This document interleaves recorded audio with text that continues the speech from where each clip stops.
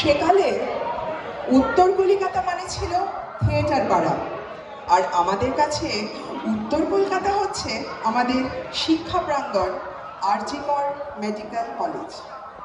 শুনেছি ডক্টর রাধা গোবিন্দ কর নাকি নটি বিনোদিনীর সঙ্গে একই মঞ্চে অভিনয়ও করেছিলেন।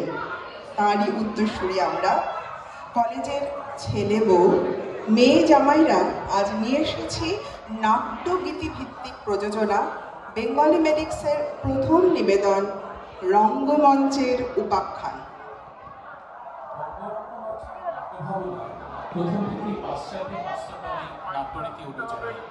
তাই গানের ব্যবহার কম হওয়ার কথা, কিন্তু বাঙালির সঙ্গীত পিপাসু মন সেটা মেনে নিতে পারে। প্রাচীন যাত্রা, টপ্পা, পাঁচালী, কীর্তন, তর্জা প্রভৃতি লোকজ রীতির প্রভাব এড়াতে পারল না বাংলার রঙ্গমঞ্চ। আমাদের আজকের নিবেদন তাই বাঙালি সংস্কৃতির অনন্য এক শিকড় সন্ধান, অনুপম এক বিস্তৃত দর্পণ। শুনো শোনো বন্ধুগণ, শুনো দিয়া মন, বাংলা নাটকের কথা করি গো বর্ণন। ছিলেন কবি এক পূজে লোকজন, তাহারই অগ্রজ ভাতা জ্যোতি ঠাকুর হন। সরোজিনী নাটক লিখে কনিষ্ঠরে কন। রাজপুত মহিলাদের চিতা প্রবেশের একটা দৃশ্য আছে, তাহাতে পূর্বে আমি গদ্যে একটা বক্তৃতা রচনা করিয়া দিয়েছিলাম। গদ্য রচনাটি এখানে একেবারেই খাপ খায় নাই। বুঝিয়া কিশোর রবি একেবারে আমাদের ঘরে আসিয়া হাজির। তিনি বলিলেন, এখানে পদ্য রচনা ছাড়া কিছুই জোর খাটতে পারে না। অগ্রজের এই দাবিতে প্রথম গান লিখলেন মাত্র 14 বছরের রবীন্দ্রনাথ। 1876 সাল জ্যোতিরিন্দ্রনাথ ঠাকুরের এই নাটকের প্রসঙ্গ কথায় বিনোদিনীর বয়ান, সে দৃশ্যটি যেন মানুষকে উন্মাদ করে দিত। রাজপুত ললনারা গাইতে গাইতে চিতারোহণ করছেন, 3-4 জায়গায় ধুধু করে চিতা জ্বলছে। সে আগুনের শিখা 2-3 হাত উঠে লক লক করছে। স্টেজের উপরে 4-5 ফুট লম্বা টিন পেতে তার উপরে সরু সরু কাঠি চেলে দেওয়া হতো। লাল রঙের চেলি পরে ফুলের মালা হাতে রাজপুত রমণীরা গান গাইতে গাইতে চিতা প্রদক্ষিণ করছে, আর ঝুপ ঝুপ করে সেই আগুনের মধ্যে পড়ছে। তার সঙ্গে পিচকারি দিয়ে আগুনের মধ্যে কেরোসিন ছড়িয়ে দেওয়া হচ্ছে, আর আগুন দাউ দাউ করে জ্বলে উঠছে, তবুও কারোর ভ্রুক্ষেপ নেই।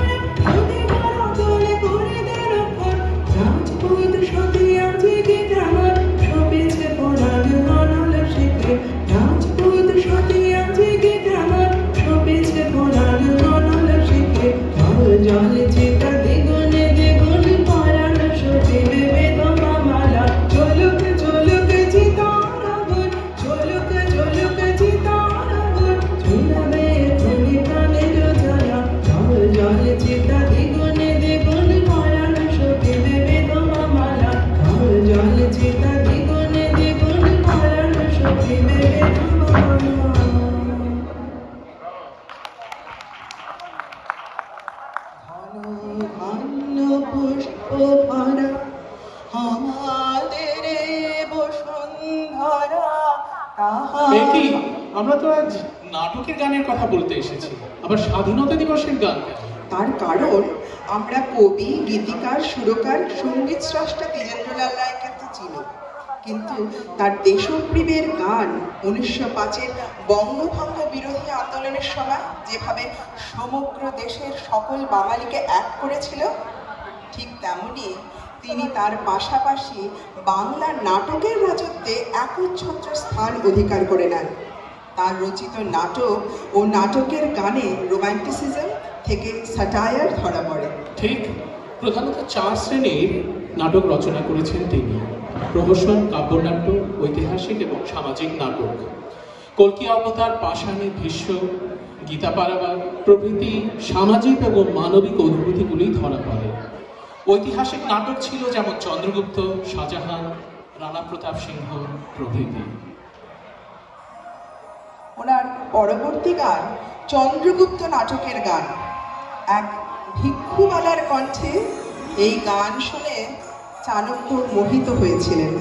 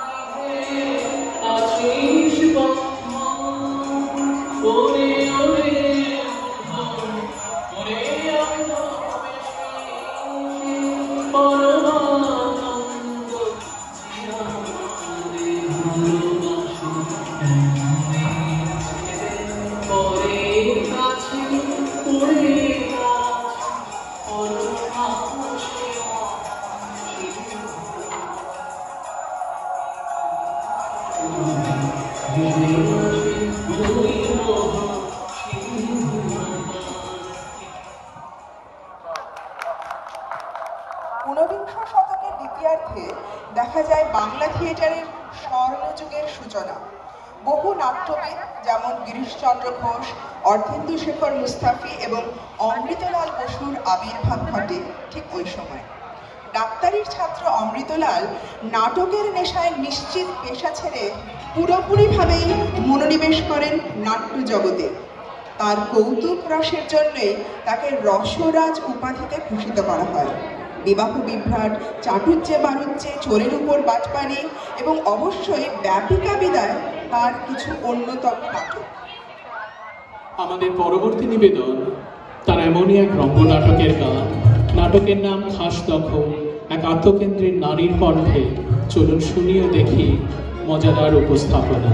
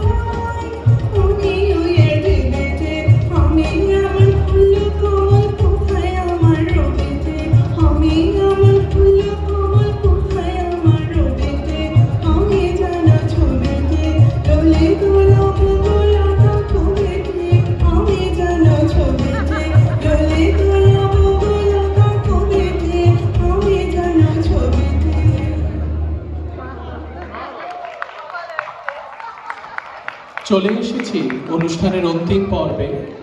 আধুনিক গানের স্বনামধন্য নাট্যকার অজিতেশ বন্দ্যোপাধ্যায়ের বিখ্যাত নাটক ভালো মানুষ, জার্মান নাট্যকার ইউজিন বার্থল্ড ফ্রেডরিক ব্রেখটের দ্য গুড পার্সন অফ শেজওয়ানের উপর আধারিত। আর এতে অভিনয় করেছিলেন সেকালের বিশিষ্ট নাট্যাভিনেত্রী কেয়া চক্রবর্তী। নটি বিনোদিনীর কথা বলেছিলাম অনুষ্ঠানের গোড়ায়, এবার বলি কেয়া চক্রবর্তীর কথা। তার মৃত্যুর পরদিন সকালে কোনো এক বাড়ির পরিচালিকা তার গৃহিণীকে এসে বলেছিল, শুনেছেন কেয়া চক্রবর্তী মারা গেছে। অবাক হয়ে গৃহিণী জিজ্ঞেস করে, শুনেছি, কিন্তু তোমরা জানলে কি করে? আরও একটি বেশি অবাক হয়ে পরিচারিকা বলে, বাহ, আমরা শুনবো না? খবর পেয়ে আমাদের বস্তি শুদ্ধ লোক কেঁদে সারা। আমরা যে সব দল বেঁধে ওর ভালো মানুষ নাটক দেখতে গিয়েছিলাম গো। উনি তো আমাদের কথাই বলতেন, আমাদেরই লোক ছিলেন। আমরা জানবো না? এর চেয়ে বড় পাওয়া একজন শিল্পীর জীবনে আর কি হতে পারে? পৃথিবী পাল্টাতে হবে, আর গোড়াতেই দূর করতে হবে অর্থনৈতিক বৈষম্য। নইলে ভালো মানুষ এই পৃথিবীতে ভালোভাবে বাঁচতে পারবে না কিছুতেই। যারা কাজ করছেন, পৃথিবীকে যারা পাল্টাতে চাইছেন, যারা অর্থনৈতিক বৈষম্য চান না, আমরা তাদের দলে, আপনারাও হাত লাগান। এই কথাগুলি ভালো মানুষ নাটকের বক্তব্য।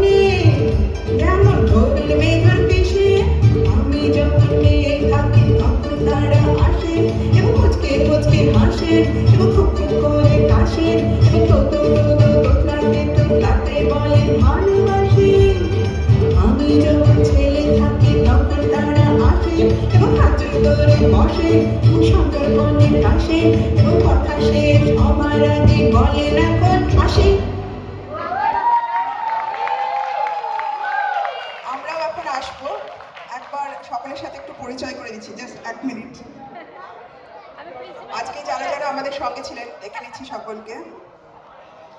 গান যেটা শুনলেন এটা গেয়েছি ডক্টর ইন্দ্রনীল দে এবং আমি ডক্টর মধুশ্রী ঘোষ।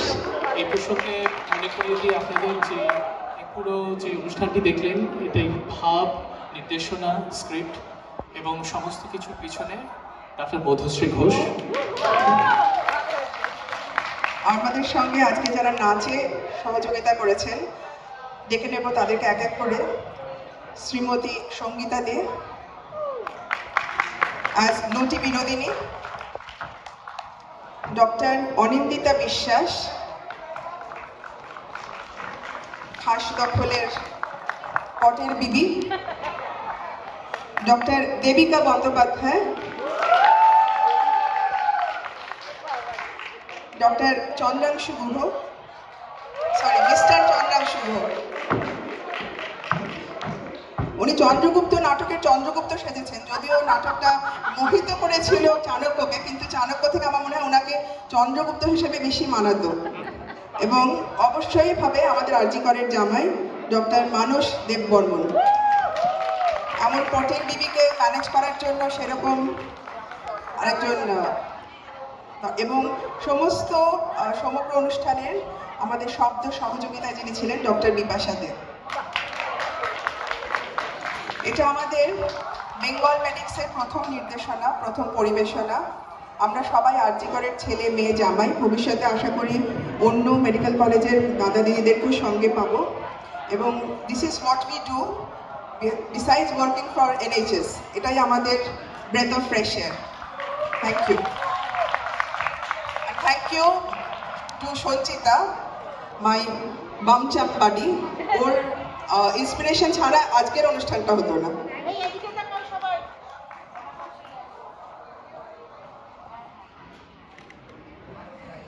মানে যে রাধে সে চুলো বাঁধে, মানে এখানে দাপিয়ে গেল ডাক্তাররা, মানে এদের বলে না ডক্টরস কিপস, মানে ওই আপেলের মতো ওদের দেখে দৃষ্টি সুখ হলো যে তারা নাচছে, গাইছে, কবিতা বলছে।